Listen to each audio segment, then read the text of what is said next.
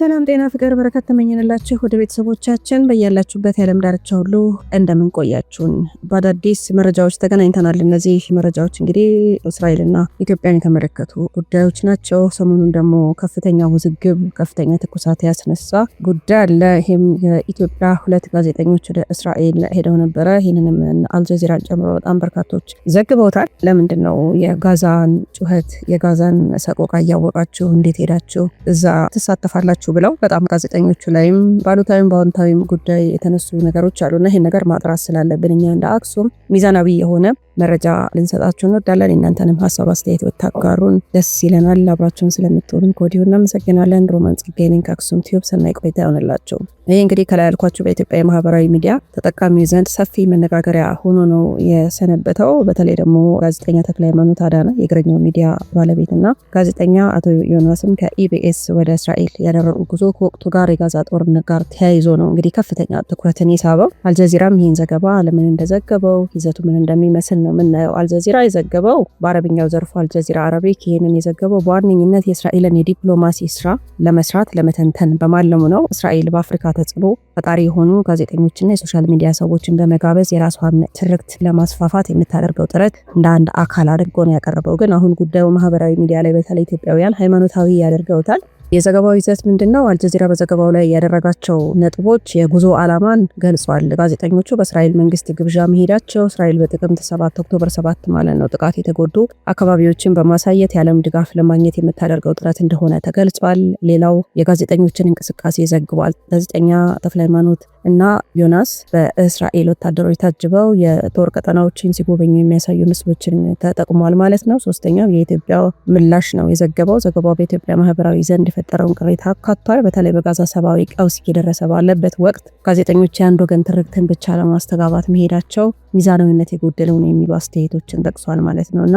እንግዲህ ትችቱ የመጣው ከኢትዮጵያ ሙስሊሞች ብቻ ሳይሆን ሰብአዊ መብት ተሟጋቾች በወቅቱ የእስራኤል እርምጃ ከሚያሳስባቸው ወገኖች ጭምር ነው ትችቱ የመጣው። ዋነኞቹ የትችት ምክንያቶችም አድሏዊነት አለ ነው። ጋዜጠኞቹ የእስራኤልን ጉዳይ ብቻ በማየት የፍልስጤማውያንን ስቃይ፣ በጋዛ ያለውን ረሃብና ጭፍጨፋ ችላ ማለታቸው እንደ ፕሮፓጋንዳ ተቆጥሮባቸዋል። ሌላው ወቅታዊነቱ ነው። ጦርነቱ እጅግ በከረረበትና ዓለም አቀፍ የፍትህ ፍርድ ቤት ICJ እስራኤልን እየመረመረ ባለበት ወቅት መሄዳቸው ለፖለቲካ ፍጆታ መዋላቸው ነው በሚል ነው የተተቹት ማለት ነውና አጠቃላይ እንግዲህ ዘገባው አልጀዚራ የዘገበው ማለት ነው የሰራው ጉዳዩን ከኢትዮጵያ አልፎ ከቀጠናዊ ፖለቲካ ፍላጎት ጋር በማያያዝ ነው። ጋዜጠኞቹም በበኩላቸው እውነታውን ለማየትና ለመዘገብ ነው የሄድ ነው የሚል መከላከያ አቅርበዋል የሚል መረጃ ደርሶኛል። ጋዜጠኞቹም ከጉዟቸው በኋላ የሰጡት ምላሽ በማህበራዊ ሚዲያ ላይ የታዩት ዋና ዋና የተባሉ መከራከሪያ ነጥቦች አንስተዋል። የጋዜጠኞቹ ምላሽ ተክለሃይማኖት አዳነም እና ዮናስ ሁለቱም ጋዜጠኞች ለቀረበባቸው ትችት በየገጾቻቸው ላይ በተለያዩ ቃለ መጠይቆች ላይ ተመሳሳይ መከላከያዎችን አቀርበዋል። እውነታውን ለማየት ነው ሲባልም ሰምተናልና ጉዟቸው የጥቅምት 7ቱን ጥቃት ተከትለው በእስራኤል በኩል የተከሰተውን ክስተት በአካል ለማየት እንጂ ፕሮፓጋንዳ ለመስራት እንዳልሆነ ነው የገለጹት ማለት ነው። እንደ ሙያዊ ግዴታ ደግሞ እንደ ጋዜጠኛ የተጋበዙበትን ቦታ መጎብኘት፣ ያዩትን መዘገብ መብታቸው እንደሆነ ይህም ደግሞ ከአንድ ወገን መቆም ጋር እንደማይያዝ ተናግረዋል። ሌላው የሃይማኖት ጉዳይ አይደለም ያሉት ትችቱ ከሃይማኖት ጋር ተያይዞ መምጣቱ አግባብ እንዳልሆነ ጉዳዩን ከጋዜጠኝነት አንጻር ብቻ ማየት እንደሚገባ ነው የገለጹት ማለት ነው። እና በጉዳዩ ላይ ማህበረሰቡ አስተያየት በሁለት ጎራ ተከፍሏል ማለት ነው። ሚዛናዊነት የጎደለው ጉብኝት ነው የሚሉ አሉ። በጋዛ በሺዎች የሚቆጠሩ ህፃናት ንጹሃን ሲገደሉ ዝም ብሎ በእስራኤል ወታደራዊ አጃቢነት መጓዝ የአንድ ወገን ፕሮፓጋንዳ ተባባሪ መሆን የሚል ጠንካራ ትችትን አቅርበዋል። ሌላው ሰብአዊነት ከሃይማኖት ይቅደም ነው። ትችቱ ከሙስሊም ብቻ ሳይሆን ጋዜጠኞች የጭቆና ሰለባ ለሆኑት ፍልስጤማውያን ድምጽ መሆን ነበረባቸው በሚሉ ክርስቲያን ወገኖችም ጭምር ሲሰነዘር ነበር ማለት ነው።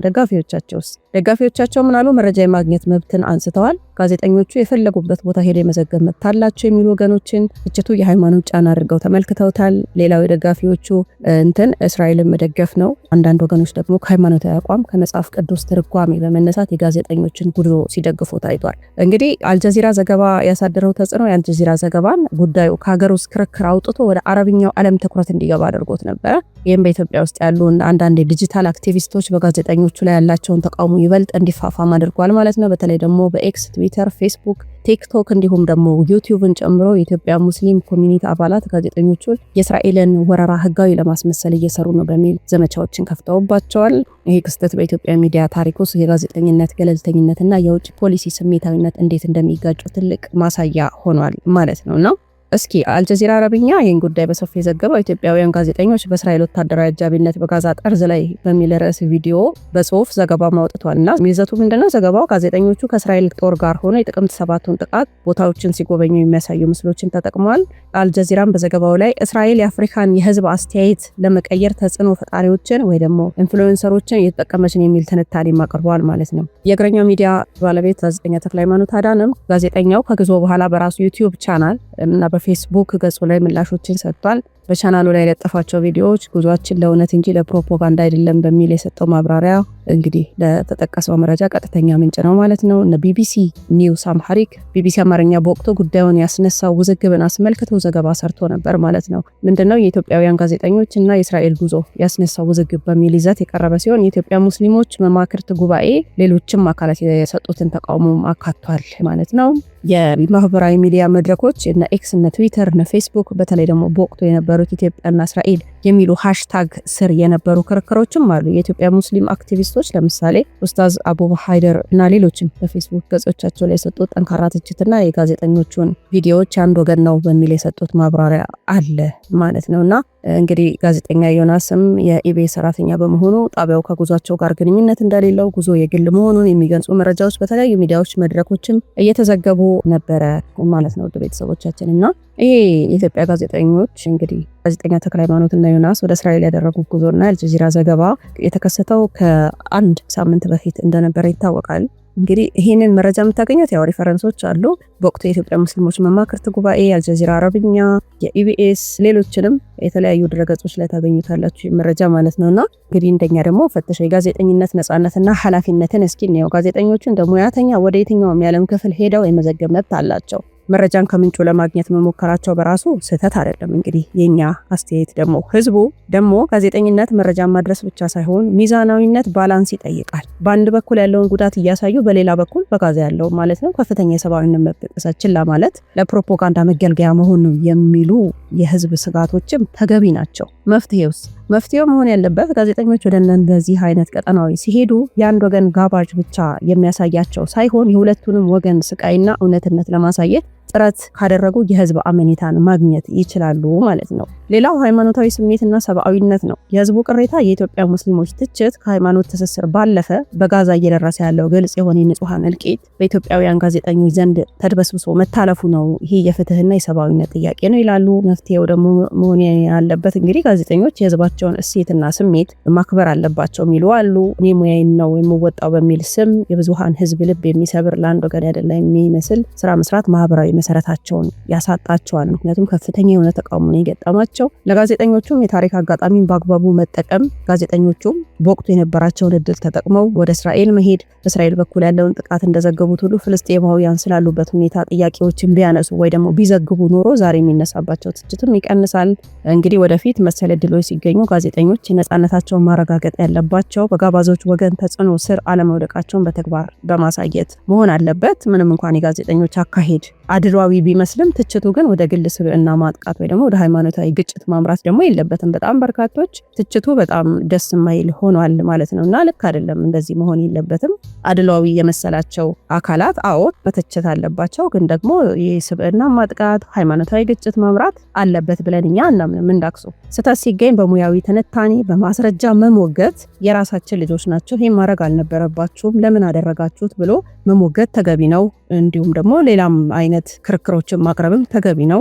አልጀዚራ እንዳደረገው የሚበልጥ ውጤታማና ስልጡን አካሄድ መሄድ አለባቸው ብሎ መተቸት ይሄ ሰዋዊ ባህሪ ነው እና ጋዜጠኞች ለወደፊቱ የህዝባቸውን ስሜት የዓለም አቀፍ ህግጋትን ያከበረ ዘገባ እንዲሰሩ መጠየቅ፣ ህዝቡ ደግሞ ጋዜጠኞች ካጋጠማቸው ስህተት ተምረው እንዲታረሙ ድል መስጠት ለጋራ መግባባት ይረዳል። ሚዲያ የህዝብ ድልድይ እንጂ የመከፋፈያ መሳሪያ መሆን የለበትም። ወደ ቤተሰቦቻችን ምን ታስባላችሁ? ሌላው እንደው ካነሳ ነው አይቀር ምንድነው የመሪዎች ዲፕሎማሲያዊ ስሌትስ እንዴት ታዩታላችሁ ነው። የጋዜጠኞች ሙያዊ ስነ ምግባር መንግስታት ለምሳሌ እነ ኤርዶጋን መጥተዋል አይደለ? ቱርክ ከእስራኤል ጋር ያላት ግንኙነትንም እስኪ አስቡት። ኤርዶጋን አሁን ኢትዮጵያ መጥተው ነበር አይደለ? ማን ምን አለ ኤርዶጋንን? ለምንድነው ኤርዶጋን የመጣው ብሎ የተነሳለ እንዴ? በክብር ነው። ኤርዶጋን በስንት ሽርጉድ ነው አይደለ ተቀብለን የሸኘ ነው። ስለዚህ ያንንም ልብ በሉ እና እነ ኤርዶጋንን እስኪ እዩዋቸው። ቱርክ ከእስራኤል ጋር ያላት ግንኙነት በንግድ፣ በደህንነት፣ በጦርነት በጂኦፖለቲካ የታጠረ ነው። ኤርዶጋን በእስራኤል ላይ ጠንካራ የቃላት ትችት ነው የሚሰነዝረው ሁሌ።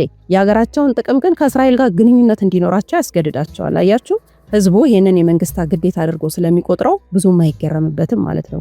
ጋዜጠኞችን የእውነት ጠባቂ ተደርገው ነው በእርግጥ የሚታሰቡት። ከመሪዎች በላይ ጋዜጠኞችን የሚያምን ሶሳይቲ ነው ያለን እኛም ጋር ማለት ነውና ህዝቡ ጋዜጠኞችን እንደ አንድ የመንግስት ተቋም ሳይሆን እንደ ነፃ የህዝብ ድምጽ ስለሚመለከታቸው ይመስለኛል። እኔ እንግዲህ በግሌ ነገሩም እንደዚህ ይገነነውና ምክንያቱም ኤርዶጋንን ተቀብለን በሰላም ሸኝተናል። ከዛ እነሱ ላይ ሲሆን ደግሞ የሁሉ ሰዓት የተነሳው ነፃ የህዝብ ድምጽ ነው ጋዜጠኛ ብለን ስለምናምን ነው። ናቸውም ደግሞ በትክክልም ሙያቸውን የሚጠቀሙ በትክክልም ያንን ነገር የሚያንጸባርቁ ካሉ አዎ የኛ የህዝብ ድምጽ ናቸው። ስለዚህ እነሱ ለአንድ ወገን አድልተው ሲገኙ ክህደት እንደተፈጸመበት ሰው አስቧል። ይሄ ክህደት ነው ብሎ ነው የኛ እንግዲህ ኢትዮጵያውያን የተነሱት ማለት ነውና ሌላው ፕሮፓጋንዳና የሃይማኖቱን ትስስር ነው። ብዙዎች ጉዳዩን ከሃይማኖት ጋር ማያያዛቸው የማይቀር ነው። ነገር ግን እዚህ ጋር ደግሞ አንድ ትልቅ ልዩነት አለው። ለምሳሌ መሪዎች ሲገናኙ ለሀገር ጥቅም ነው ተብሎ ይታለፋል። ጋዜጠኞች ሲሄዱ ደግሞ በተለይ በሃይማኖት ስሜት ውስጥ ያለ ማህበረሰብ ጋዜጠኞቹ የሄዱት የተመረጠውን ወገን ትክክለኛነት ለማረጋገጥ ነው ብለው ስለሚጠራጠሩ ሃይማኖታዊ ቀለም ይሰጠዋል ማለት ነው። ሐቁስ ምንድነው? ጋዜጠኞቹ ላይ የሚሰነዘረው ትችት ከሃይማኖት ይልቅ ለሰብአዊነት ለምን አልቆሙም ነው በሚለው ላይ ቢያተኩር ኖሮ ማለት ነው። ለምሳሌ ከሃይማኖት ጋር ነው ብዙ አይታችሁ ከሆነ ማህበራዊ ሚዲያ ላይ ፍጭቱ ከሃይማኖት ጋር ተያይዞ ነው የተነሳውና ይሄንን ነገር ደግሞ እነግራችኋለሁ። ከሃይማኖት የተነሳ ከሆነ ምን ያህል ሙስሊሞች አሉ እስራኤል ውስጥ ነው፣ ምን ያህል ክርስቲያኖች አሉ ነው። የሚገርም ስታቲስቲክስ ነው የምነግራችሁ። ምን ያህል አይሁዶች አሉ ነው። 1% እስከ 2% ነው ክርስቲያኖች በነገራችን ላይ እስራኤል ውስጥ ያሉት። እሱን እንመጣበታለን እና ከሃይማኖት ይልቅ ለሰብአዊነት ለምን አልቆሙም ነው። አሁን ማህበራዊ ሚዲያ ላይ ከሃይማኖት ይልቅ ለሰብአዊነት ቢቆም ሚዛን ይደፋ ነበረ፣ ይበልጥ በሳል ይሆን ነበረ። ኤርዶጋንም ሆኑ ሌሎች መሪዎችም ከእስራኤል ጋር ሲነጋገሩ ግጭቱን ለማቆም ወይ ደግሞ ረድኤትን ወይ ደግሞ ይሄ ምንድነው እርዳታ ለማስገባት በሚል ሽፋን ነው። ጋዜጠኞች ግን በወታደራዊ አጃቢነት መታየታቸው ለእስራኤል ወታደራዊ ፕሮፓጋንዳ አገልግሏል የሚል ክስ አስከተለባቸው ማለት ነው። እና ህዝብ በመሪዎች ላይ ያለው ተስፋ ዝቅተኛ ሊሆን ይችላል ከላይ እንዳልኳቸው ፖለቲከኛ ስለሆኑ ማለት ነው። ነገር ግን በሚያከብራቸው በየቀኑ በሚያቸው ጋዜጠኞች ላይ ያለው ተስፋ ከፍተኛ ነው። ልክ የቤተሰብ ያህል ቅርብ ናቸው ጋዜጠኞች ለኛ የኛ ድምጽ ናቸው ብለው ስለሚያስቡ ነው ቁጣም የተቀሰቀሰው። እንዳልኳቸው ታዲያ ከሃይማኖታዊ ይልቅ ሰብአዊነት የያዘ ቁጣ ቢሆን የተሻለ ነበር። ይሄ እኔ እይታ ነው። እንግዲህ ሚዛናዊ እይታው ምንድነው ታዲያ? ኤርዶጋን ወይም ደግሞ ሌሎች መሪዎች ከእስራኤል ጋር ግንኙነት ሲያደርጉ የማይተቸው ህዝብ ጋዜጠኞችን ብቻ ለይቶ ለማጥቃት አድሏዊነት ሊመስል ይችላል። ነገር ግን ልዩነቱ ያለው ጋዜጠኞቹ የቀረቡበት መንገድ ወይ ደግሞ ፎርማት ላይ ነው። ጋዜጠኞቹ በእስራኤል ጦር ታጅበው የጦርነቱን ትርክት ሲያስተጋቡ መታየታቸው ነው ቁጣውን ያባባሰው ማለት ነው። አሁን ወደ መፍትሄው ስንመጣ ለማህበረሰባችን የሚበጀው እገሌ ስለሄደ እገሌ መሄድ አለበት ወይም ደግሞ እገሌ ስላልተተቸ እገሌ አይተች የሚል ፍረጃ አይደለም። ጋዜጠኝነትን ከሃይማኖት ነፃ ማድረግ ነው አንደኛው። ጋዜጠኛ የትም ቢሄድ የትም ስራው በሃይማኖት ሚዛን ሳይሆን በሙያዊ ሚዛን፣ ሚዛናዊነት፣ እውነትነት፣ ሰብአዊነት፣ እኩልነት መለካት አለበት። ሌላው ከስሜታዊነት መውጣት አለብን። ህዝቡም ቢሆን የሃይማኖት ካባ እየደረበ ፕሮፓጋንዳ ከመንዛት ይልቅ የጋዜጠኞቹን ስራ በሙያዊ ድክመትና ጥንካሬ ብቻ መገምገም ብንለምድ የተሻለ መግባባት ይፈጠራል። ባጭሩ በመሪዎችና በጋዜጠኞች መካከል ያለው ልዩነት የኃላፊነት አይነት ነው። መሪዎች ለፖለቲካ ጥቅም ሲንቀሳቀሱ፣ ጋዜጠኞች ግን ለሞራልና ለህሊና እውነት ይቆማሉ ተብሎ ስለሚታሰብ ነው ትችቱ የበረታውና ነገሮች እንደሚቀዘቅዙ ተስፋ አለንና አንዳንድ ጥያቄ እንግዲህ ተነስቷል። ይሄ ምንድነው? ለምን ሁለቱም ክርስቲያኖች ሆኑ ነው። ለምንድነው ክርስቲያኖች የተመረጡት? ለምን ሙስሊም ዘጋቢ አልሄደም? አንደኛው የእስራኤል የህዝብ ግንኙነት ስልት እስራኤል በዓለም ዙሪያ ተጽዕኖ ፈጣሪው ጋዜጠኞችን ስትጋብዝ በሀገሪቱ ውስጥ ለሷ ታማኝ ወይ ደግሞ አዎንታዊ አመለካከት አላቸው ብላ የምታስባቸውን ወገኖች የመምረጥ ዝንባሌ አላት። ይሄ የቆየ ታሪኳ ነውና በኢትዮጵያም ነባራዊ ሁኔታ ብዙ የክርስትና እምነት ተከታይ ለእስራኤል ያለው አመለካከት ከመጽሐፍ ቅዱሳዊ ታሪክና ከሃይማኖታዊ ትስስር ጋር የተያያዘ በመሆኑ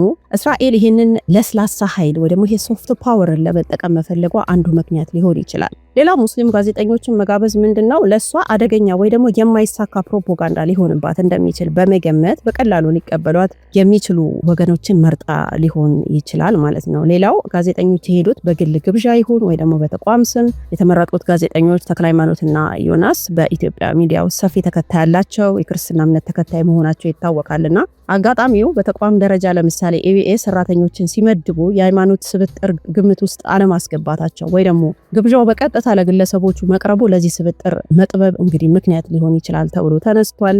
ሌላው የማህበረሰቡ ትርጓሜ ጋዜጠኞቹ ክርስቲያን ብቻ መሆናቸው በህዝቡ ዘንድ ሁለት ተቃራኒ ትርጉሞችን ሰጥቷል። ለተቺዎች እስራኤል ክርስቲያን ከሙስሊሙ ለመለየት የሃይማኖት ልዩነት በመጠቀም የራሷን የጦርነት ትርክት ለመጫን እየሞከረች ነው የሚል ጥርጣሬን ፈጥሯል። ለምን አንድ ሙስሊም ጋዜጠኛ አልተካተተም የሚለው ጥያቄ ጉዞውን ዓላማ ፕሮፓጋንዳ እንጂ እውነትን ፍለጋ እንዳይሆን አድርጎታል። ደጋፊዎችስ ምን አሉ? ደጋፊዎች ደግሞ ጉዳዩን የክርስትናና የእስራኤል ትስስር አድርገው ስለወሰዱት ትችቱን እንደ ሃይማኖታዊ ጥቃት እንዲመለከቱት አድርጓቸዋልና ታዲያ ይሄ አደገኛ ነው ወይ የሚለውንም ማየት ተገቢ ነው። ጋዜጠኞቹ ከአንድ እምነት ወገን ብቻ መሆናቸው ጉዳዩን ከፖለቲካዊና ሰብአዊ ይዘቱ አውጥቶ ወደ ሃይማኖታዊ ግጭት ቀይሮታል። ይሄ ደግሞ በኢትዮጵያ ሙስሊሞች ዘንድ ተገለናል ወይ ደግሞ ድምጽችን አይሰማም የሚል ስሜት ይፈጥራል። ሁለተኛ፣ ጋዜጠኝነት ከሙያዊነት ይልቅ በሃይማኖት ወገንተኝነት እንዲለካ ያደርጋል። ሶስተኛ፣ መንግስት ወይ ደግሞ የውጭ ኃይሎች የኢትዮጵያን ሃይማኖት ስብጥር ለገዛ ጥቅማቸው እንዲጠቀሙበትን በር ይከፍታል ማለት ነው። እና አሁን ከላይ ወዳልኳችሁ ጥያቄ እንምጣ። ለመሆኑ እስራኤል ውስጥ ሙስሊሞች የሉም ወይ ነው? በጣም ይሄ ጥሩ ነጥብ ይመስለኛል አይደል? በእስራኤል ውስጥ ያሉ ሙስሊሞች በእስራኤል የህዝብ ቁጥር ወደ 18 እስከ 20% የሚጠጋ ወደ 2 ሚሊዮን የሚጠጉ ሰዎች አረብ እስራኤላውያን ናቸው። በነገራችን ላይ እንግዲህ አብዛኞቹ የሱኒ እስልምና ተከታዮች ናቸው። አረብ ሙስሊሞች ናቸው ከ18 እስከ 20 ያልኳችሁ እንጂ አጠቃላይ ሙስሊም አይደለም። በእስራኤል ፓርላማም ውስጥ ተወካዮች አሏቸው። ኒሴስት የሚባሉ በዳኝነት አሉ። በሕክምና በከፍተኛ ትምህርት ውስጥ በስፋት ይገኛሉ። በአገሪቱ ውስጥ ግዙፍ መስጊዶች ታዋቂው አላቅሳን ጨምሮ እነዚህ ይገኛሉ። ታዲያ ለምንድነው ክርስቲያን ጋዜጠኞች ብቻ የተመረጡት ለሚለው ቁጣ ማለት ነው ጥያቄው እስራኤል ውስጥ ሙስሊም አለ ወይ ሳይሆን እስራኤል ለምን ከኢትዮጵያ ክርስቲያን ጋዜጠኞችን ብቻ መረጠች የሚለው ነው። ለዚህ ደግሞ የሚከተሉትን የፖለቲካ ምክንያቶች ይኖራሉ። አንደኛ የትርክት ግንባታ ነው። በትርክት መገንባት ትፈልጋለች ራሷን እስራኤል ከኢትዮጵያ ሙስሊም ጋዜጠኞችን ብትጋብዝ እነዛ ጋዜጠኞች በእስራኤል ውስጥ ካሉ ሙስሊሞች ጋር ተገናኝተው በጋዛ ያለውን ሁኔታ በተለየ እይታ ሊዘግቡ ይችላሉ የሚል ስጋትም ሊኖራት ይችላል። ክርስቲያን ጋዜጠኞች መጋበዝ ግን ከእስራኤል ጋር ሃይማኖታዊ ትስስር አላቸው የሚለውን ስሜት ለመጠቀም የቀለለ መንገድ ነው የሚሆንላት ለሷ። ሌላው ኢትዮጵያችንም ነባራዊ ሁኔታ በኢትዮጵያ ውስጥና በእስራኤል በፍልስጤም ጉዳይ ላይ ያለው አመለካከት ብዙ ጊዜ በሃይማኖት መስመር የተከፈለ ነው። እስራኤል ይህንን ክፍተት በመጠቀም ለሷ ቅርብ ሊሆኑ የሚችሉ ወገኖችን በመለየት የራሷን ገጽታ ለመገንባት ትሞክራለች። ኦብቪየስሊ የሁለት ወገን መከራከሪያ የጋዜጠኞቹ ወገን እስራኤል ውስጥ ሙስሊሞች መስጊዶች አብሮ መኖር እንዳለ በአካል አይተናል በሚል ዘገባ ሊያቀርቡት ይችላሉ ነው። ተቺዎች ወገን ደግሞ እስራኤል ውስጥ ሙስሊም መኖሩ በጋዛ እየተፈጸመ ያለውን ድርጊት አያጸድቀውም። ጋዜጠኞች የተመረጡት ይህንን የእስራኤል ዲሞክራሲያዊ ገጽታ ብቻ እንዲያሳዩ የፍልስጤማውያንን ሰቆቃ ደግሞ እንዲሸፍኑ ነው ይላሉ ማለት ነውና በማጠቃለያም እንግዲህ አዎ በእስራኤል ውስጥ ሙስሊም መኖሩ ሀቅ ነው። ነገር ግን የእስራኤል መንግስት ከውጭ ጋዜጠኞችን ሲጋብዝ ዓላማው ሁለቱንም እውነት እንዲያዩ ሳይሆን እሷ ማሳየት የምትፈልገውን እውነት እንዲያዩ፣ እስራኤል ማሳየት የምትፈልገው እውነት እንዲያዩ ነው። ለዚህ ደግሞ ከኢትዮጵያ ክርስቲያን ጋዜጠኞችን ብቻ መምረጧ ጉዳዩን በሃይማኖት መነጽር ለሚያየው ማህበረሰብ የራሷን መልእክት ለማስተላለፍ ያላት ፍላጎት እንደሆነ በብዙ ተንታኞች ይታመናል። በአሁኑ ወቅት በ2026 መጀመሪያ ላይ እንደምንገኝበት መጠን የእስራኤል የህዝብ ቁጥር የሃይማኖት ስብጥሯን እናያለን። የእስራኤል ሃይማኖት ስብጥር የህዝብ ብዛት በመቶኛ 73% እስከ 74% አይሁዶች ናቸው። ሙስሊሙ ከ18 እስከ 19 ይገመታል። ክርስቲያኖቹ 1.9 እስከ 2% ነው። አያችሁ እንግዲህ አብዛኛ የተባለው 2% ነው ማለት ነው። ድሩዝ የሚባሉ አሉ ደግሞ 1.6፣ ሌሎች 4% እስከ 5 ይገመታሉ ማለት ነው። ውድ ቤተሰቦቻችን እናንተ በእነዚህ ጋዜጠኞች አካሄድ ላይ ያላችሁን ሀሳብ አስተያየትና የእኛን ደግሞ የአክሱምን ዝግጅት እንዴት ተመለከታችሁት? ሚዛናዊ የሆነ ነገር አቅርበንላችኋል ብለን እናምናለን። ውድ ቤተሰቦቻችን አብራችን ስለነበራችሁ እጅግ አድርገን እናመሰግናለን። በቀጣይ መረጃ እስከምንገናኝ ቸር ቆዩልን።